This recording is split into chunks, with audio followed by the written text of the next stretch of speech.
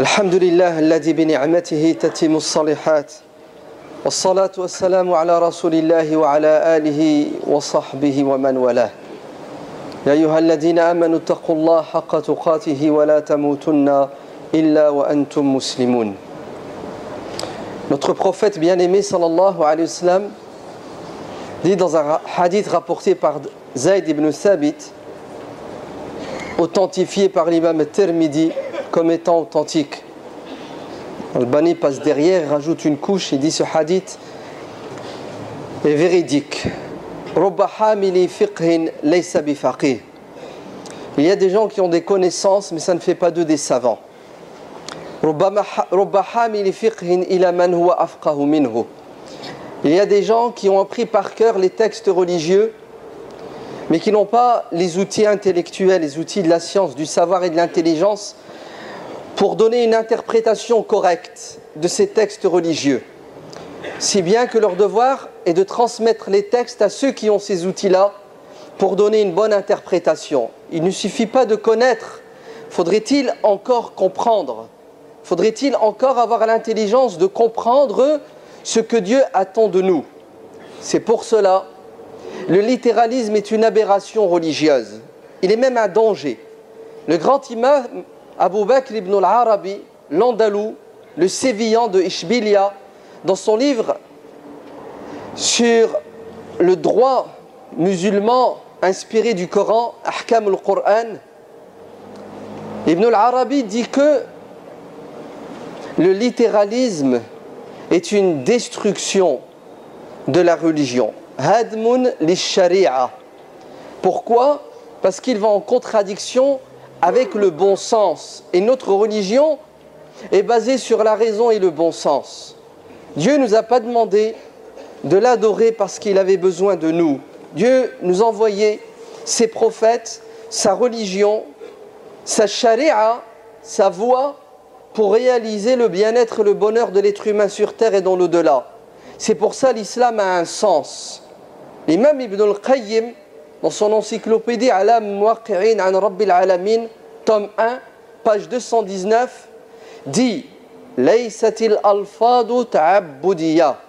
Le but, ce n'est pas le texte en lui-même. Le but, c'est de comprendre le texte. Al-arifu yaqul mada arad wal-lafdhiyu yaqul mada qal. Le doué d'intelligence qui va dans la profondeur pose la question suivante. Qu'est-ce que Dieu attend de nous? Qu'est-ce que veut dire la parole de Dieu? Dieu nous invite à quoi? Quant aux littéralistes fermés, vous savez ce qu'il dit? Il dit Dieu a dit, le prophète a dit. Sans chercher à savoir le but, l'objectif, la sagesse, le pourquoi du comment. Voilà la philosophie de l'imam Ibn al-Qayyim.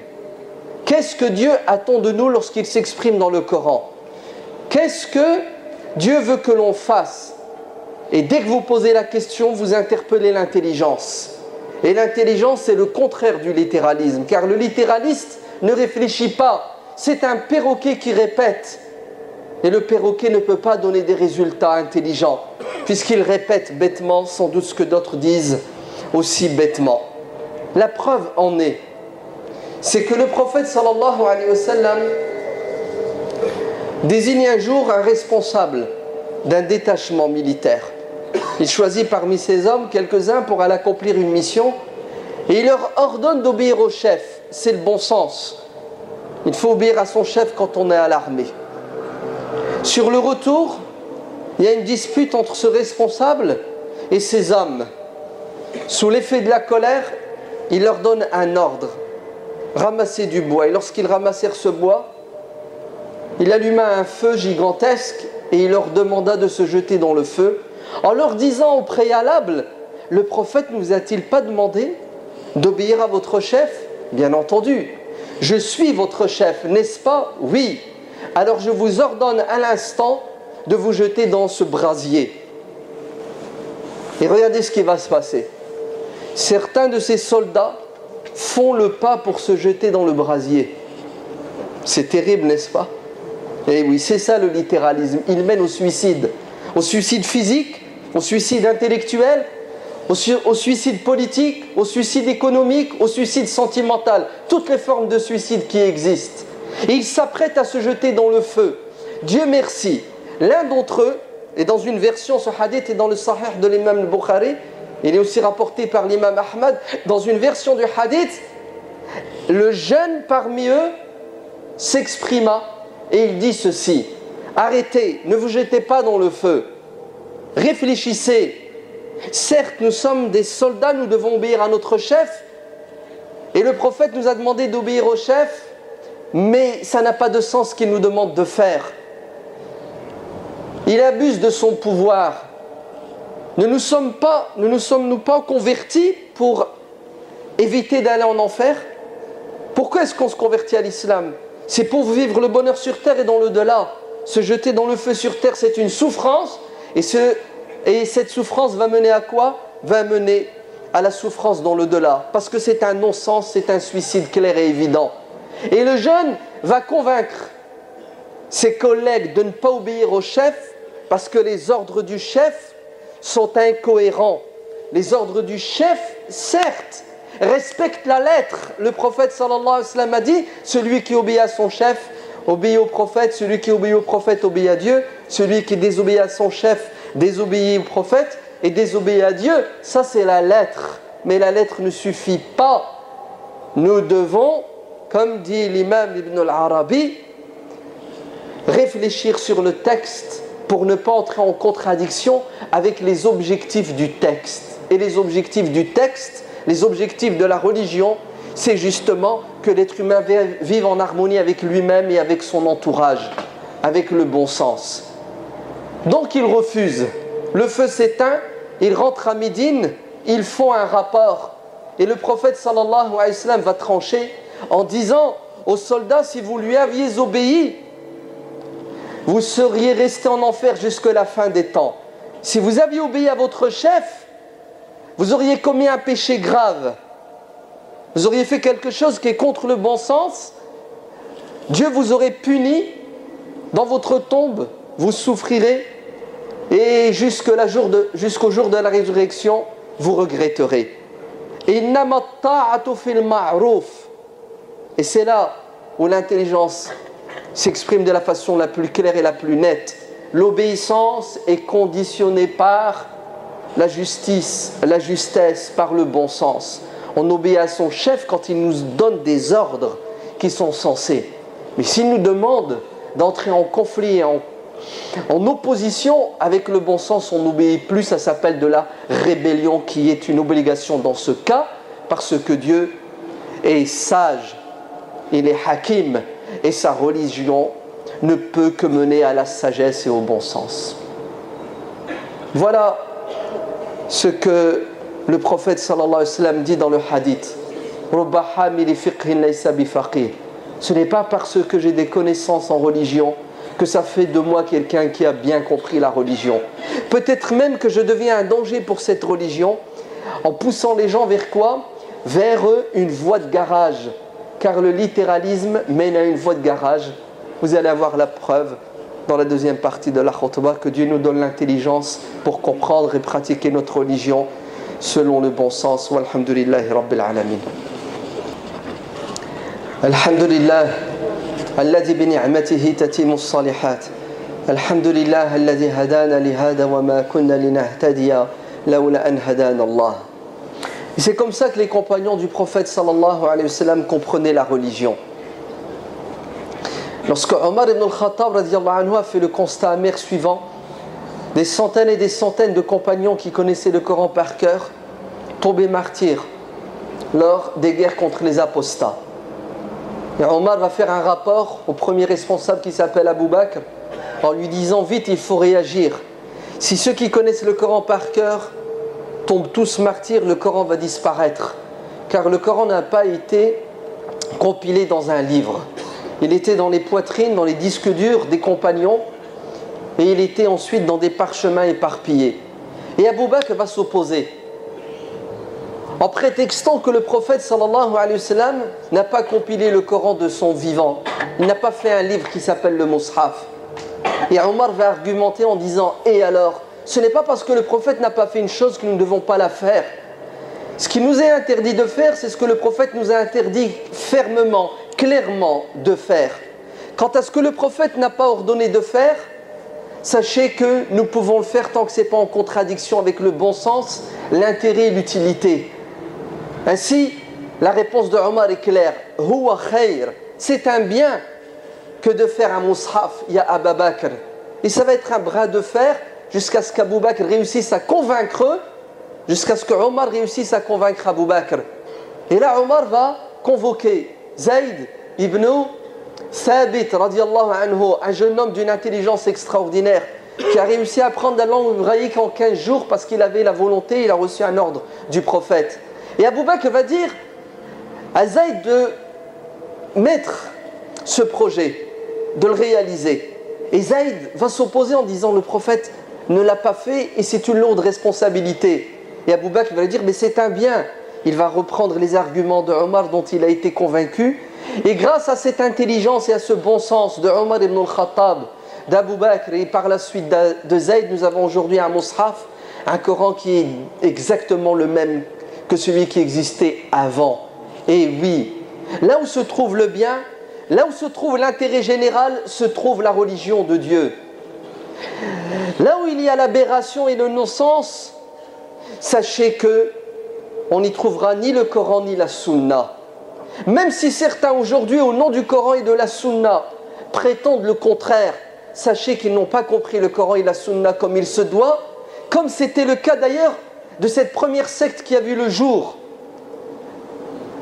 qui s'appelle Al-Khawarij, les dissidents, qui vont aller jusqu'à prendre les armes à cause de leur fanatisme religieux et causer des dégâts irréparables dans notre communauté, en tuant Ali ibn Abi Talib et bien d'autres. Quel a été le défaut de ces Khawarij si ce n'est le littéralisme aberrant, aveuglant, qui mène à la haine et à la violence verbale et physique. Lorsque Abu Barzat al-Aslami radiallahu anhu se trouve dans une situation qui est la suivante, il doit accomplir sa prière de l'Asr et il a avec lui son cheval, et croyez-moi qu'un cheval à l'époque ça courait pas les rues, et Abu Barzata n'a pas le choix si ce n'est de prier avec les rênes de son cheval dans la main pour éviter que son cheval se sauve. Mais le cheval ne prie pas lui, il gesticule, il bouge dans tous les sens. Et Abu Barzat al-Aslami fait la prière de l'Asr en bougeant dans tous les sens avec son cheval. Ce hadith est rapporté par l'imam al-Bukhari dans le chapitre Kitab al-Amal fi Salah, de la possibilité de prier et de faire des gestes qui n'ont rien à voir avec la prière parce qu'il y a un intérêt. À gesticuler, à bouger, Abu Barzata doit tenir son cheval, sinon il va se sauver. Et voilà que des gens l'observent dans la prière, Al-Khawarij, ses ennemis qu'il est venu combattre. Il savait faire une pause pendant la prière et reprendre les armes par la suite, les Khawarij, Dieu merci. Al-Khawarij qui observe Abu Barzata en train de prier, bouger dans tous les sens parce qu'il tient son cheval, se moque de lui en disant il fait n'importe quoi, il n'a rien compris à la religion. Une fois la prière terminée, Abu Barzata se dirige vers eux et leur dit je vous ai entendu. J'ai entendu vos ricanements, j'ai entendu vos moqueries. Maintenant je vais vous dire qui je suis. Je m'appelle Abu Barzat al-Aslami. Je suis un compagnon proche du prophète sallallahu alayhi wa sallam et sachez que je l'ai accompagné dans 8 de ses campagnes. Le prophète n'était pas comme vous. Vous êtes des gens qui croyaient que la religion c'est la difficulté, c'est la gêne, que la religion est en contradiction avec nos intérêts matériels. Si je lâche mon cheval et j'accomplis ma prière, certes, j'aurais accompli un devoir vis-à-vis de Dieu, mais j'aurais créé un problème qui s'appelle perdre mon cheval. Je fais comment pour rentrer chez moi? Je fais comment pour retrouver ma femme et mes enfants? Le prophète n'était pas quelqu'un de dur, de contraignant comme vous l'êtes. C'est ça la bonne compréhension de la religion. L'intelligence, le bon sens, le pragmatisme et la souplesse. Et certains ne veulent pas l'entendre au nom de la religion. Sachez que notre religion, walillahi alhamd, n'est pas venue pour remettre en question notre bien-être, notre bonheur. Au contraire, elle est venue nous mettre dans un cadre qui est clair, qui est prédéfini. Ceci étant dit, la polémique est passée, mais elle va revenir, puisque les échéances électorales, on en a encore une bientôt avec les européennes, et dans quelques années avec les législatives et les présidentielles. ce discours aberrant qui pousse les citoyens musulmans français à ne pas aller vers ce qui est bon et utile pour eux, en choisissant des responsables politiques qui vont décider justement de notre quotidien, qui vont faire et défaire les lois. Ce discours qui mène à un suicide politique, à un suicide social, économique, etc., est un discours contraire à la charia parce qu'il est littéraliste. Est-ce que vous vous rendez compte que des gens sont allés jusqu'à dire « celui qui vote est un mouchrik, un polythéiste et un mécréant, car Dieu dit dans le Coran « Innil hukmu illa lillah » le pouvoir appartient à Dieu. Donc si vous donnez du pouvoir à un être humain, et de surcroît qui n'est pas musulman et qui pourrait légiférer contre l'islam, alors sachez que vous êtes des égarés et des mécréants. » Les raccourcis, le manque d'intelligence, le manque tout simplement de bon sens. Non, comme dit le prophète alayhi salam, ce n'est pas parce que tu cites des versets du Coran et des paroles du prophète et des sahaba et de toute autre personne que ça fait de toi un musulman intelligent. Les khawarij sont la cause de la première scission, de la première fitna dans notre communauté. Alors sachez que nous sommes des citoyens, nous allons assumer notre citoyenneté et que tous ceux qui, dans telle ville ou telle ville, ne se sont pas mobilisés pour freiner des islamophobes avérés qui, pendant leur campagne, ont dit haut et fort qu'ils allaient arrêter le projet de la mosquée. Oui, je le dis, je le répète, ce sont des lâches, ce sont des traîtres, ce sont des gens qui sont à l'origine de la disparition de la mosquée dans cette ville. Car nous avons aujourd'hui dans certaines mosquées, dans certaines villes, des mosquées, des projets de mosquées qui sont remis en question à cause de la prise de pouvoir d'islamophobes qui sont contre les lois de la République avant d'être contre notre droit d'être musulman et de pratiquer notre religion. C'est de la lâcheté bien entendu. Mais je vais être gentil aujourd'hui en disant les pauvres, ils sont victimes d'imams qui malheureusement ne tiennent pas un discours d'ouverture et d'intelligence. Au nom de quoi? Au nom du littéralisme. Et le littéralisme, on le dit, on le répète, est un danger pour la religion car il détruit la charia comme le dit Abu Bakr ibn al-Arabi. Qu'Allah nous donne l'intelligence pour être de bons musulmans dans la compréhension et la pratique. Qu'Allah fasse que l'islam de France soit un islam apaisé, parce que basé et fondé sur le bon sens et l'intelligence, sur le Coran et la Sunna et sur le pragmatisme et le réalisme. Qu'Allah guérisse nos malades, qu'il pardonne à nos parents, qu'il protège nos enfants, qu'il donne la victoire aux opprimés partout sur terre et qu'il nous facilite la construction de notre mosquée dans notre ville. Et qu'Allah fasse que vous soyez de bons maris, de bonnes épouses, pour que vous ayez le bonheur dans votre couple. Rabbana atina fid dunya hasanatan wa fil akhirati hasanatan wa qina azaban nar. Subhana rabbika rabbil izzati amma yasifun wa salamun ala al mursalin walhamdulillahi rabbil alamin.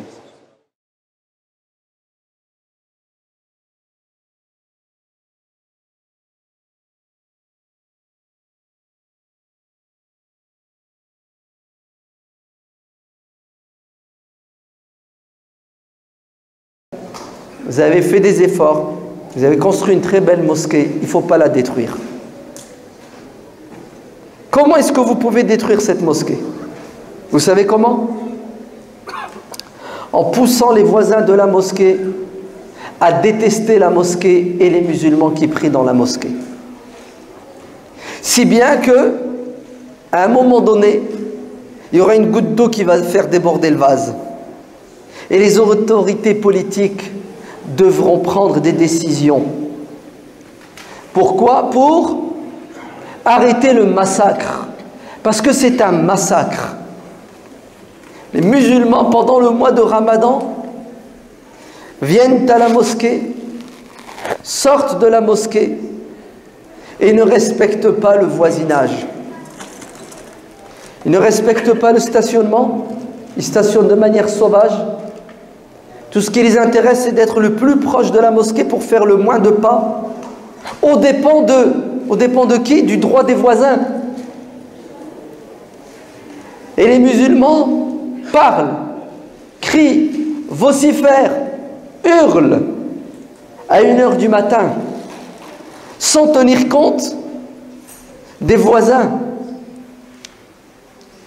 Oui, notre mauvais comportement va peut-être pousser des personnes à vouloir fermer la mosquée. Et entre nous, ils auront raison. Ils n'auront pas tort. Vous savez pourquoi? Parce que c'est une injustice que de se rapprocher de Dieu aux dépens des créatures de Dieu. Vous ne pouvez pas croire que cette prière que vous faites à 11h30, à minuit, à 1h du matin, pour vous rapprocher de Dieu, est acceptée par Dieu si vous la faites aux dépens du droit des voisins. Dieu dit dans la sourate Al-Ankabut, « Inna salata ta'muru bil fahsha'i wal munkar » Oh, je me suis trompé. Je recommence. « Inna salata ta'muru bil fahsha'i wal munkar » Là, oh là là, il est bête le mec, hein. Vous vous rendez compte la catastrophe? Allah dit dans le Coran que si on fait bien la prière va avoir un impact sur nous, si bien qu'on ne fera pas le mal, la turpitude, le blâmable. C'est ta prière qui t'aide à t'améliorer dans ton comportement. Plus tu pries comme il se doit, moins tu déconnes. C'est ça, c'est ce que Dieu dit. Nous, à cause de notre prière, vous entendez? À cause de notre compréhension de la religion, de notre pratique égoïste de la prière, al-isha tarawih, al-fajr, qu'est-ce que nous faisons? Al-fahsha wal-munkar.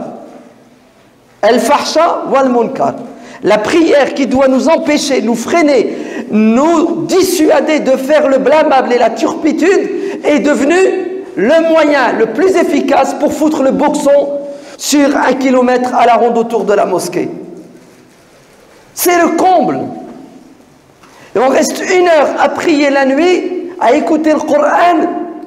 2 secondes après, on trahit le Coran. À 1h du matin, vous faites cela, vous faites le bruit, sous prétexte que vous avez un droit de prier. Vous n'avez pas le droit de prier aux dépens du droit des voisins. Est-ce que vous savez que le jour de la résurrection, quand Dieu va nous juger, il va nous interpeller sur la prière et le jeûne, il va être doux et clément avec nous. El-Musamaha avec Dieu. Nos devoirs envers Dieu ne doivent pas vous faire peur si parfois vous les négligez, parce que Dieu est pardonneur. Par contre, vos devoirs envers les êtres humains, si vous les négligez, vous savez ce qui va vous arriver le jour de la résurrection? Ce qui est arrivé aux mouflis. Et qui parmi vous n'a pas entendu ce hadith? Le hadith de celui qui fera faillite parce qu'il aura prié jusqu'à 1h du matin, il aura jeûné 1 mois, et quand il arrivera devant Dieu, il trouvera 50 personnes, 50 voisins de la mosquée qui l'a dérangé, qui diront: Ya Allah, il ne m'a pas laissé dormir, je veux que justice soit faite, et justice sera faite par Dieu. فَمَنْ يَعْمَلْ مِثْقَالَ ذَرَّةٍ خَيْرًا يَرَهُ وَمَنْ يَعْمَلْ مِثْقَالَ ذَرَّةٍ شَرًّا يَرَهُ. Quel que soit le mal que tu feras, un cri que tu pousses, un bruit que tu fais qui dérange ton voisin, tu le retrouveras sur la balance des actions le jour de la résurrection, et tu devras dédommager ton voisin. Et peut-être que toutes tes prières du Ramadan vont être pulvérisées par le péché du voisinage. Pourquoi? Est-ce que nous sommes si inconscients, alors que le prophète sallallahu alayhi wa sallam a dit: l'ange Gabriel n'a cessé de me recommander d'être bon avec mes voisins. Il a tellement insisté qu'à un moment donné, j'ai cru comprendre que le voisin aurait droit à une part de mon héritage.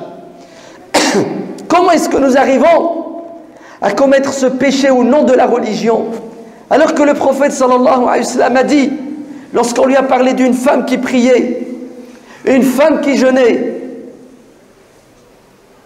qu'elle est morte, et on a commencé à dire du bien d'elle, des éloges, c'est une super musulmane, parce qu'elle prie, elle jeûne, elle porte le voile, comme on dit aujourd'hui, le prophète alayhi salatu wassalam va remettre les pendules à l'heure.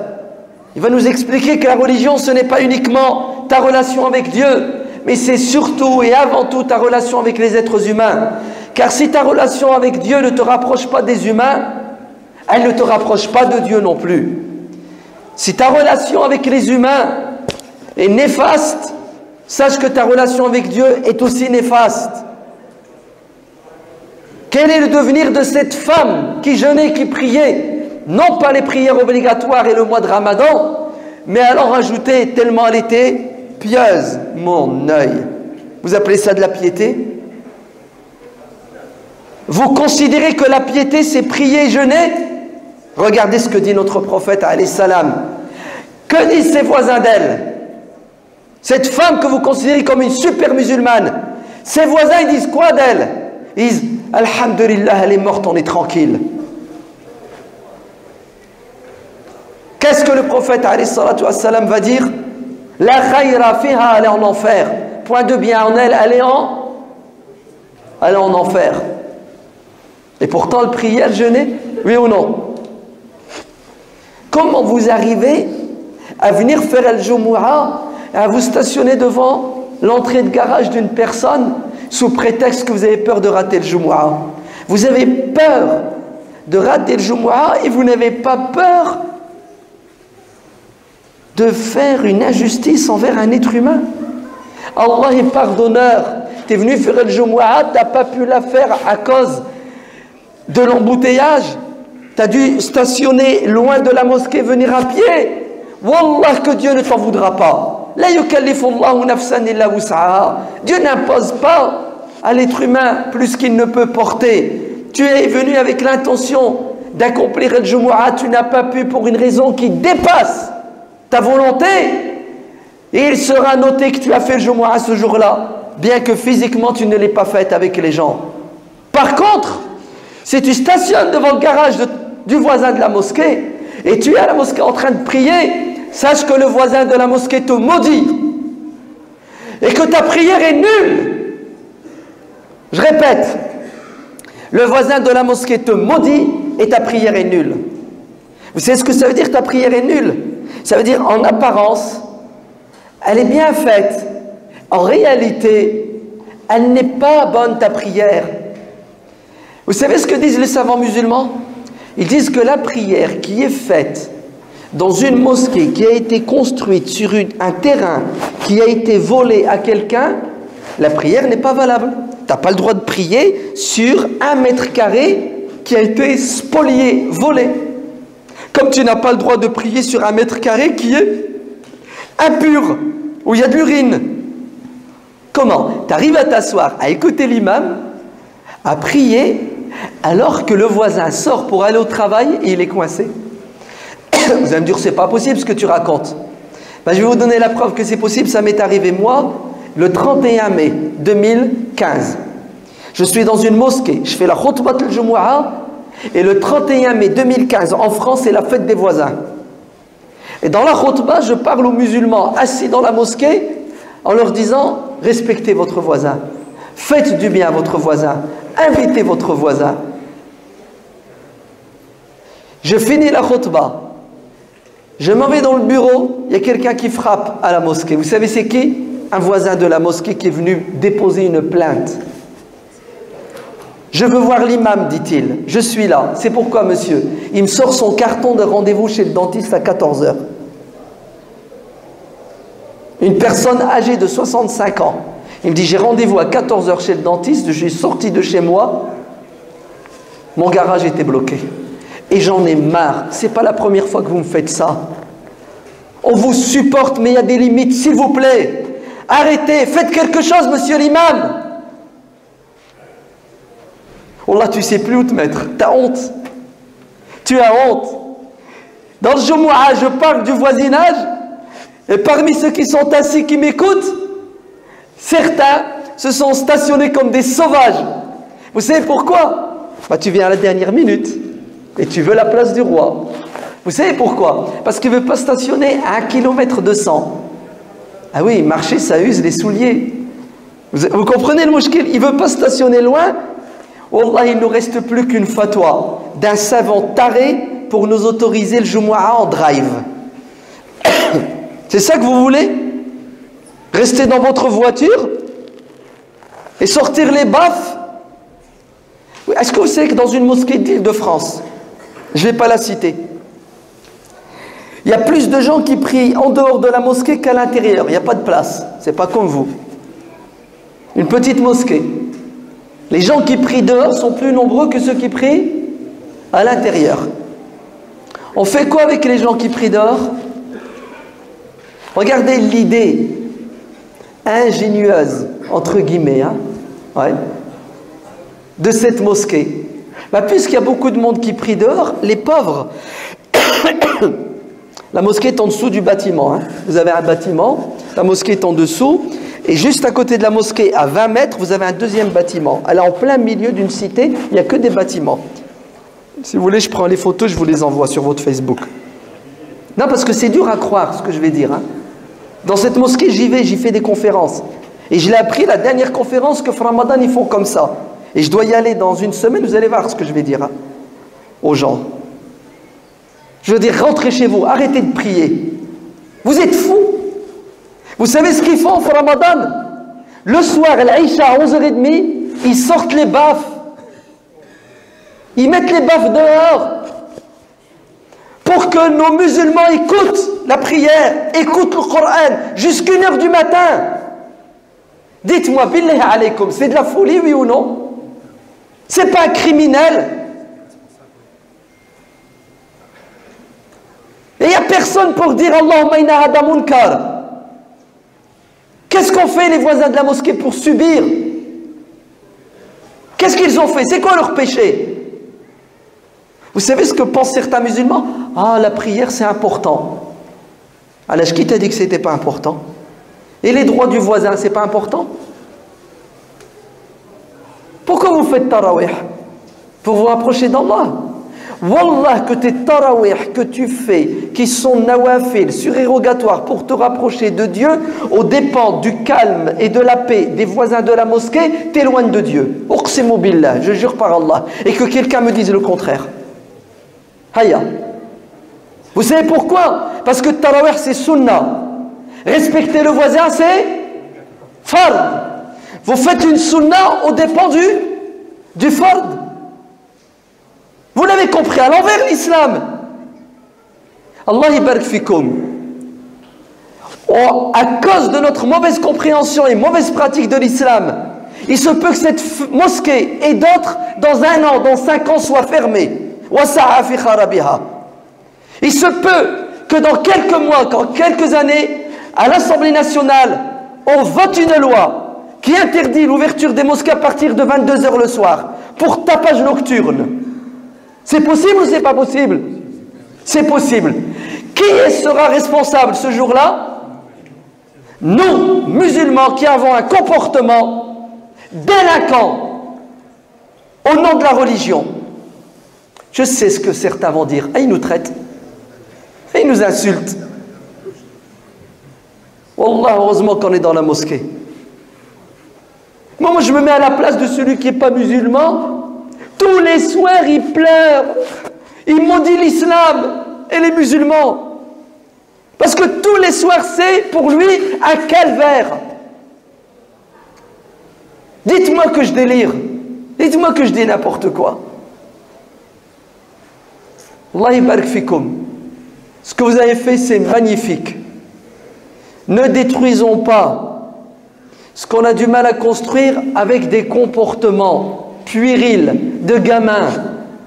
Stationne mon frère à 2 km. Chaque pas que tu fais, c'est une hasanat. En plus, c'est une sayyat en moins. Même si tu arrives après une demi-heure et l'Aïcha est fait, tu seras récompensé. Ce qui compte, c'est que tu ne déranges pas les êtres humains. Tu ne fasses pas du mal envers une créature d'Allah. Allah, il est doux, il est miséricordieux. L'être humain sera sans pitié avec toi. Que Dieu vous bénisse. Il vous donne la force de continuer pour finir votre mosquée qui est magnifique. Allah yabarak fikoum. Vous êtes les meilleurs. Vous êtes trop beaux, vous êtes trop forts. Vous êtes super. Restez dans ce chemin. Jazakumullahu khairan.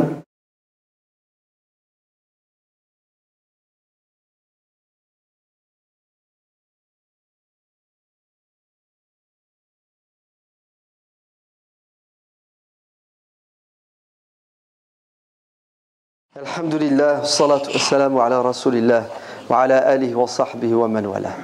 L'imam al-Bukhari rapporte un hadith authentique qui dit que lorsque le prophète sallallahu alayhi wa sallam a fait la conquête de la Mecque, une conquête très pacifique, il a tenu ses propos à son épouse Aïcha. Il lui a dit: Aïcha, c'est parce que je crains la réaction de ton peuple, les Mécois, qui viennent à peine de se convertir à l'islam, donc les nouveaux convertis, c'est parce que je crains leur réaction négative que je ne touche pas à la Kaaba. Parce que la Kaaba, comme elle est construite actuellement, elle ne respecte pas les plans initiaux du prophète Ibrahim alayhi salam. Les kuffars de la Mecque, avant la révélation de l'islam, qui ont reconstruit la Kaaba, l'ont reconstruite plus petite qu'elle ne l'était auparavant. Ils n'ont pas respecté les plans puisqu'elle avait deux portes qui étaient à même le sol. Ils en ont gardé qu'une et ensuite ils l'ont surélevée pour empêcher monsieur tout le monde d'entrer. Quoi qu'il en soit, le prophète sallallahu alayhi wa sallam fait le constat suivant. La Kaaba, elle est hors norme. La commission de sécurité ne va pas la valider. Qu'est-ce qu'il faut faire? Logiquement, il faut la détruire et la reconstruire comme il se doit. Mais moi, messager de Dieu, avec tout mon pouvoir, vous entendez, avec ma grandeur, ma beauté, et en plus, ces gens-là croient en moi. Vous entendez? Ces Mécois-là, ils croient que je suis le prophète. Donc, qu'est-ce qu'ils doivent faire? Ils doivent obéir à mes ordres. Et s'ils n'obéissent pas à mes ordres, c'est grave. Le prophète, sallallahu alayhi wa sallam, c'est le chef de l'État. Hein? Il a le droit de quoi? D'imposer par la force. Et tout le monde doit suivre. Malgré tout ça, vous savez ce que fait le prophète, sallallahu alayhi wa sallam? Il se retient. Et il dit: je ne vais pas toucher à la Kaaba. Car si jamais je la touche, ça va avoir des conséquences négatives. Sur qui? Sur les nouveaux convertis. Ça peut quoi? Les faire fuir de l'islam. Car je vais les choquer, car ils sont encore attachés à la Kaaba. Ils sont nouveaux convertis. Ils n'ont pas encore fait la distinction entre la Kaaba, la maison de Dieu, les briques, et Dieu lui-même. Pour eux, Dieu et la Kaaba, c'est la même chose. Donc, moi, prophète, je dois tenir compte de quoi? De leur niveau en islam. Secondo, je dois tenir compte du fait qu'ils doivent évoluer, pas à ma vitesse ou à la vôtre, les anciens musulmans, mais à leur vitesse, eux. Et troisièmement, je dois tenir compte des conséquences de mes actes. C'est un bien que de détruire la Kaaba et de la reconstruire. Mais si je fais un bien qui mène à un mal, ce bien devient lui-même, malheureusement, un mal. Parce qu'il mène à un mal.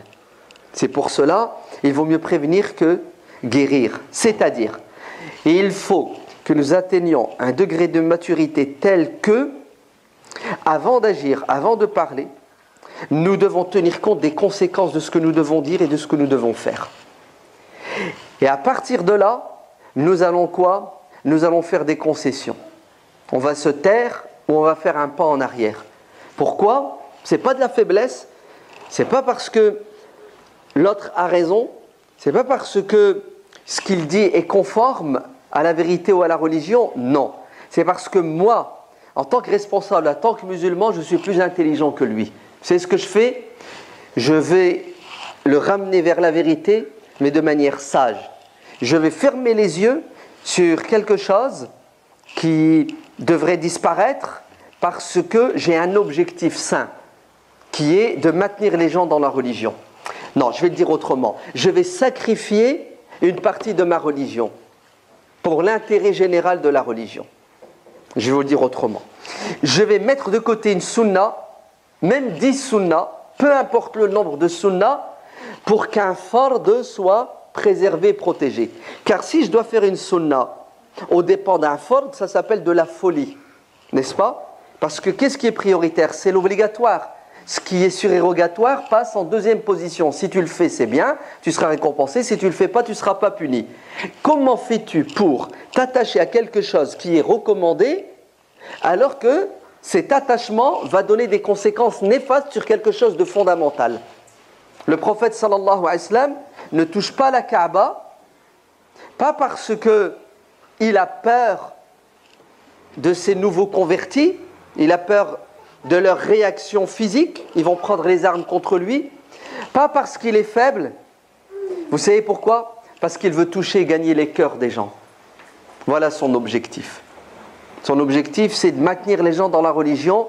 Et il faut que les gens aiment la religion. Il ne faut pas, écoutez bien, que la religion choque les gens. Voilà. Vous entendez? Ce que le prophète veut faire, détruire et reconstruire la Kaaba. C'est du religieux, c'est le haqq, c'est la vérité. C'est Allah qui l'a dit et le prophète, n'est-ce pas? Mais le prophète ne va pas pratiquer cette chose au nom de la religion parce que ces gens-là vont fuir la religion. Vous entendez? Parce qu'il y a des gens qui s'entêtent. Non, non, non, c'est une sunna, je vais la faire. Mon frère, si ta sunna va faire fuir les gens de l'islam, c'est un péché que tu viens de faire, ce n'est pas une sunna. Tu as désobéi à Dieu et à son prophète. Si cette parole qui est véridique, tu la prononces, elle va faire fuir les gens de l'islam. C'est un péché. Tais-toi, ce n'est pas le moment de la dire. Et si tu veux la dire, dis-la de manière pondérée, intelligente. Vas-y à dose homéopathique. Laisse le temps aux gens de comprendre et d'évoluer. On n'est pas des bourrins. Le prophète sallallahu alayhi wa sallam, c'était quelqu'un de clairvoyant. C'était quelqu'un qui voyait loin. Et il faut toujours tenir compte des conséquences de ce que l'on fait. Et surtout pas dire, c'est la vérité, c'est la religion, on la pratique, n'en déplaise au monde entier. C'est faux. Vous vous trompez. Il faut que nous plaisions au monde. Mais oui, il faut plaire aux gens. C'est ce que ça veut dire, plaire aux gens? Il faut que nous parlions et que nous pratiquions cette religion de manière à ce que ça plaise aux gens pour qu'on les attire dans l'islam. Car l'objectif, c'est de sauver les gens de l'enfer et non pas distribuer des places en enfer à cause de nos dires et de nos comportements. C'est le haqq, je le dis, c'est la vérité, je la pratique. Très bien, et les conséquences? Je m'en fiche, je sauve ma peau. Et la peau de l'autre? Je m'en fiche. Très bien. C'est ce que l'islam est venu combattre, l'égoïsme, le je m'en foutisme. Et le prophète n'était pas du tout comme ça. Le prophète va se taire et fermer les yeux sur quelque chose de faux, de contraire, pour gagner uniquement le cœur de qui? Des gens, pour les maintenir dans l'islam. Il a peur que ces gens fuient la religion. Vous ne trouvez pas que c'est intelligent? Vous ne trouvez pas que c'est de la sagesse? Vous ne trouvez pas que c'est de la stratégie? Vous ne trouvez pas que notre prophète sallallahu alayhi wa sallam c'est un fin politicien? Non. Vous savez ce qu'on va dire? C'est un prophète. C'est un prophète qui a reçu la révélation et qui sait ce qu'il fait. Et il est notre exemple et notre modèle. Et nous devons le suivre dans sa manière de penser, de réfléchir et de comprendre la religion. Sa manière de comprendre la religion. Et le prophète, il était souple et malléable. Il savait changer d'avis et de position. Le prophète savait changer d'avis. Vous avez entendu ce que je viens de dire? Le prophète change d'avis. Ça veut dire quoi s'il change d'avis? Ça veut dire que l'avis précédent qu'il a laissé tomber, c'était pas le meilleur. Il n'était pas bon. Regardez, il a changé d'avis. Non, non, non, le prophète, tout ce qu'il dit, tout ce qu'il fait, c'est la vérité. Alors pourquoi il change d'avis? Pourquoi il change d'avis? Comme s'il change d'avis, ça veut dire que ce vers quoi il va est meilleur que ce qu'il délaisse. Vous savez pourquoi il change d'avis? C'est parce qu'il pèse le pour et le contre. Ça ne veut pas dire que le prophète est dans l'erreur et il passe de l'erreur à la vérité. Non, le prophète est toujours dans la vérité. Mais à l'intérieur de la vérité, il y a des degrés, des niveaux. Et on évolue dans le cercle de la religion. À l'intérieur de la religion, on évolue. On évolue vers quoi? Vers l'idéal. Alladhina yastami'una al-qawla fayattabi'una ahsana. Vous voyez ce que Dieu nous dit? Vous écoutez, vous devez retenir des paroles de ceux que vous écoutez les meilleurs. C'est-à-dire, quand une personne parle, elle dit des bonnes choses, mais elle dit des choses meilleures. Laquelle des deux vous devez retenir? La bonne ou la meilleure? La meilleure. Pourquoi la meilleure? Parce que c'est elle qui va donner le plus de résultats positifs. Ainsi, avant d'agir, avant de faire quelque chose, nous devons faire la meilleure des choses, dire la meilleure des paroles pour avoir le meilleur des résultats. Et quel est le meilleur des résultats que nous devons rechercher? C'est garder l'unité, l'union de la communauté, comme Dieu le dit dans le Coran. Restez unis, ne vous divisez pas, car si vous vous divisez, vous allez remettre en question des piliers de cette religion. L'imam Ibn Taymiyyah, rahimahullah, qui a bien compris l'islam à la lumière de cette philosophie prophétique, vous savez ce qu'il dit? Il dit les musulmans doivent délaisser la sunna si cette sunna doit mener à un conflit, si cette sunna doit mener à une division. Eh oui. Preuve à l'appui. Majmou' al-Fatawa de l'imam Ibn Taymiyyah. Le tome X, la page Z. Vous vous rendez compte? On délaisse une sunna si cette sunna va donner des conséquences négatives. Voilà ce que dit l'imam Ibn Taymiyyah. Il est trop fort l'imam Ibn Taymiyyah. Non, en fait, vous savez, l'imam Ibn Taymiyyah, il est cohérent. Quand il dit qu'il faut suivre le prophète, il le suit comme il faut. C'est-à-dire, il a compris que cette religion, elle a des objectifs à réaliser. Ce qu'on fait, on ne le fait pas pour le faire, on le fait pour atteindre un objectif. Et si ce que tu fais va donner des objectifs négatifs, tu ne dois pas le faire, même si c'est une sunna. Bien sûr, il faut regarder le résultat. Le prophète ne veut pas faire fuir les gens. Puisqu'il ne veut pas faire fuir les gens, qu'est-ce qu'il fait? Il se tait sur certaines choses et il ne fait pas certaines choses qu'il devrait faire. Ouais. Vous voulez un exemple concret, pratique, du XXe siècle? Non, du XXIe siècle. Franco-français, occidental. Ouais. Si ma tenue vestimentaire va faire fuir les gens de l'islam, ben je la mets de côté. Vous savez pourquoi? Parce que, admettons que cette tenue soit une sunna. J'ai bien dit admettons. Hein. Admettons que, si je porte cette sunna, et les conséquences de la sunna, c'est que les gens vont regarder de coin. Les gens vont être crispés vis-à-vis de cette religion. Et entre nous, ils ont tort. Hein. Ils ne devraient pas être comme ça. Ils ne devraient pas se comporter comme ça. Ils devraient être ouverts, tolérants. Chacun s'habille comme il veut. Chacun pense comme il veut. Pays des droits de l'homme, de la liberté. On est d'accord. Mais malheureusement, ce n'est pas le cas. C'est pas. Que voulez-vous? Comme les kuffars de la Mecque qui sont convertis à l'islam. Et si jamais le prophète touche à la Kaaba, ils te font une révolution. Mais ils sont malades, ces gens-là. Mais ce n'est pas ça qui m'interpelle, moi. Est-ce qu'ils sont malades? Est-ce qu'ils ont raison ou tort? C'est pas ça que je regarde. Vous savez qu'est-ce que je regarde? Je regarde qu'est-ce que je dois faire pour ne pas les enfoncer dans leur égarement. Qu'est-ce que je ne dois pas faire pour les rapprocher de la vérité? C'est ça qui m'interpelle. Alors on est toujours en train de dire « Ouais, c'est la faute des autres. Ils ont tort. Pourquoi ceci ?» Non, vous vous trompez. Ça se voit que vous n'êtes pas des pompiers. Ça se voit que vous n'êtes pas des médecins. Un pompier et un médecin, vous savez ce qu'il fait? Il ne condamne pas celui qui a mis le feu à la maison et il ne condamne pas celui qui est malade. Il essaie d'éteindre le feu qui a été mis par la personne. Si les autres ont tort, qu'est-ce que je dois faire moi pour les sortir de leur tort, de leur égarement? Je ne dois en aucun cas dire ou faire quelque chose qui va les éloigner. Parce que j'ai un objectif, c'est que je dois le sauver. Ainsi, si ma tenue vestimentaire, écoutez bien, elle va mener à un éloignement de l'autre, je la troque, je la mets de côté, je m'assois dessus, je l'enlève, je la jette, je la brûle, parce que toucher, gagner le cœur de l'autre, c'est plus important. Gagner le cœur des gens, guider les gens vers Dieu, rapprocher les gens vers l'islam, faire que les gens passent de la posture d'intolérance vers la posture de tolérance vis-à-vis de l'islam, c'est une obligation, c'est une nécessité impérieuse et vitale. Alors je mets de côté une sunna pour atteindre une chose qui est fondamentale et obligatoire. Voilà, on la met en pratique. Hein, le principe du prophète, je ne touche pas à la Kaaba. Pourquoi? Parce que ça va avoir des conséquences négatives. Je vais faire fuir les gens. Ben, la solution, c'est laisse la Kaaba, ramène les gens. Quand il comprendra, ben, on la touchera à la Kaaba. Même chose. Je mets de côté tout acte, tout comportement véridique, hein, dans l'absolu. C'est vrai, c'est bon ce que je fais, mais je suis obligé de mettre ça de côté. Je fais une concession parce que j'ai un objectif majeur à atteindre. On ne doit jamais sacrifier quelque chose de secondaire, quelque chose de primaire, d'obligatoire, pour quelque chose de secondaire. C'est de la folie, c'est contraire au bon sens, c'est contraire au hadith de Aïcha radiallahu anha sur la destruction éventuelle de la Kaaba que le prophète sallallahu alayhi wa sallam n'a pas voulu entreprendre à cause des conséquences négatives s'il l'avait fait. ربنا آتنا في الدنيا حسنة وفي الآخرة حسنة وقنا عذاب النار اللهم صل على سيدنا محمد وعلى آل سيدنا محمد كما صليت على سيدنا إبراهيم وعلى آل سيدنا إبراهيم إنك حميد مجيد سبحان ربك رب العزة عما يصفون وسلام على المرسلين والحمد لله رب العالمين